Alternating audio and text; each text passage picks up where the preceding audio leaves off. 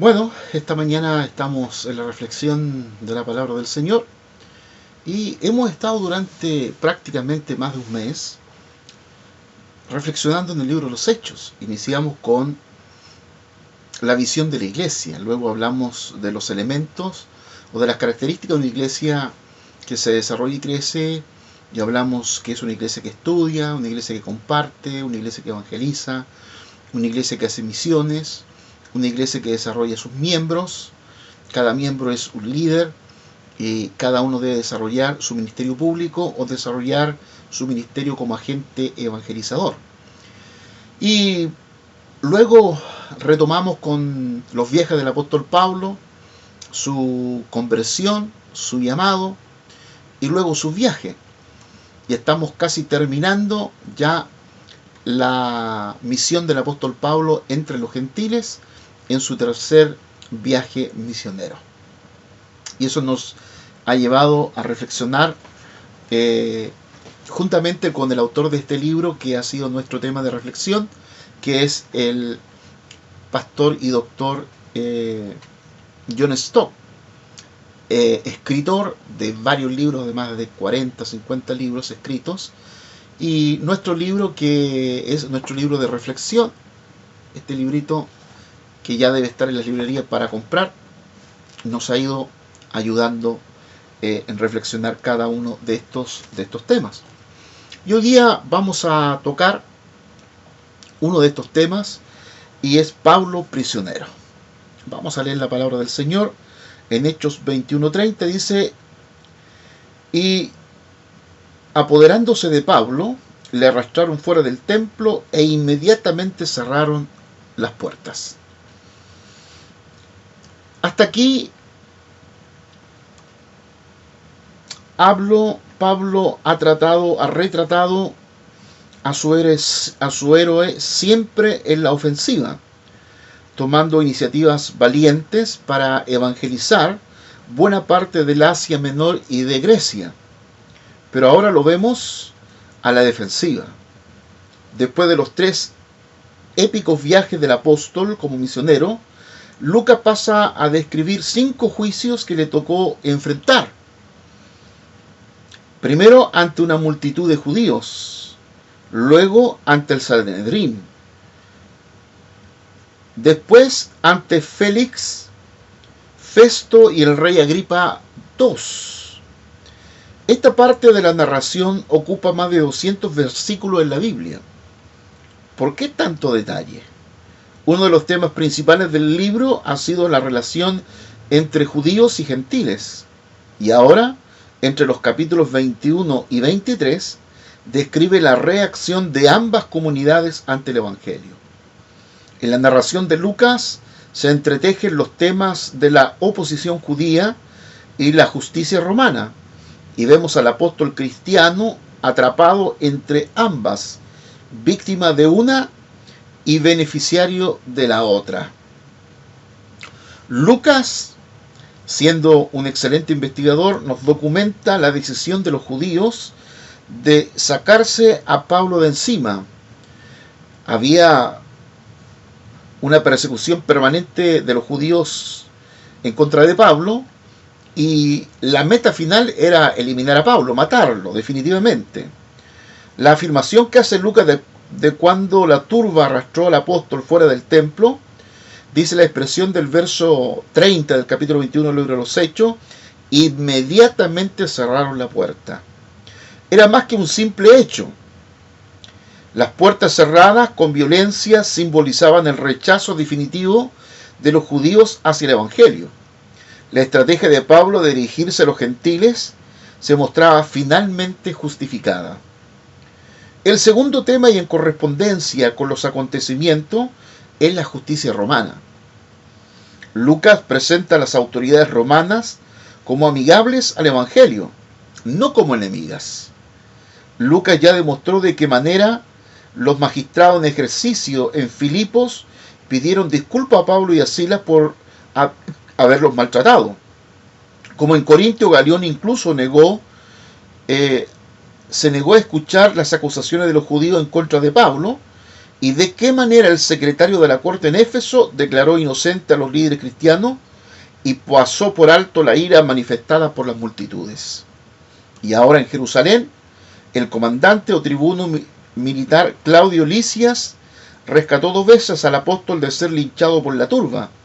Luego eximió del brutal interrogatorio mediante tortura cuando supo que era ciudadano romano y lo protegió de ser asesinado por un complot de los judíos.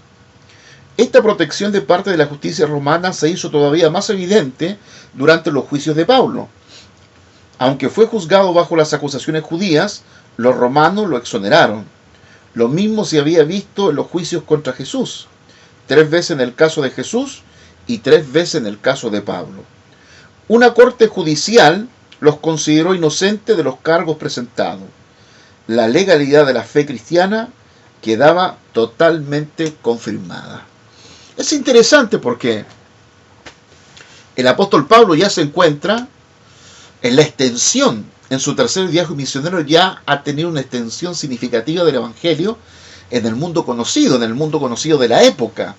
Y eso significa que el apóstol Pablo está prácticamente sacudiendo el imperio romano. Cuando leemos la epístola a los filipenses, la epístola del gozo, ya el apóstol Pablo está hablando de que ha alcanzado con el evangelio a algunos soldados del pretorio. Y un soldado del pretorio era la guardia personal de César, por lo tanto el evangelio había penetrado profundamente en el imperio romano. Esta reacción positiva de los líderes romanos, de las autoridades romanas, de la protección de las autoridades romanas con respecto a Pablo, estaba dando muestra de que el evangelio estaba penetrando una muralla que había sido impenetrable, estaba ahora rompiéndose, agrietándose para que el evangelio pudiera penetrar y entrar y tocar la vida de muchos líderes romanos, como así ocurrió, y por eso tenemos la epístola a los romanos. Pero por otra parte estaba la persecución de los judíos.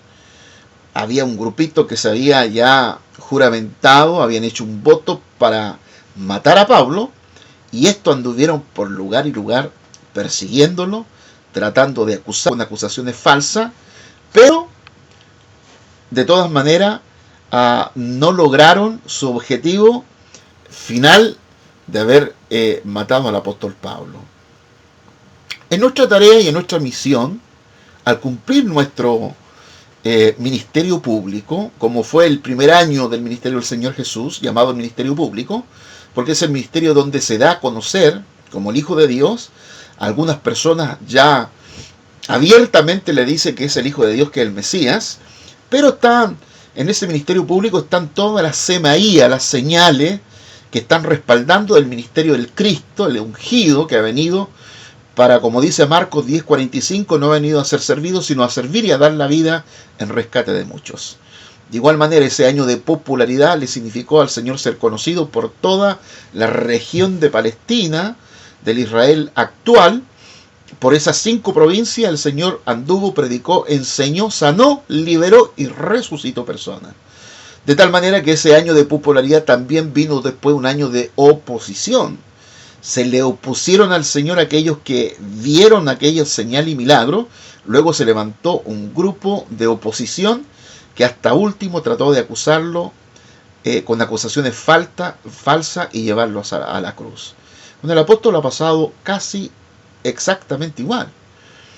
Hubo un grupo como los romanos, los gentiles, que se abren al evangelio, pero los judíos, un ala judía más fundamentalista, es la que se opone a Pablo y lo persigue por todos lados, tratando de matarlo, tratando de eliminarlo de la faz de la tierra para que ya no predique en ese nombre, como fue la advertencia para los discípulos después del milagro del cojo en el capítulo 3.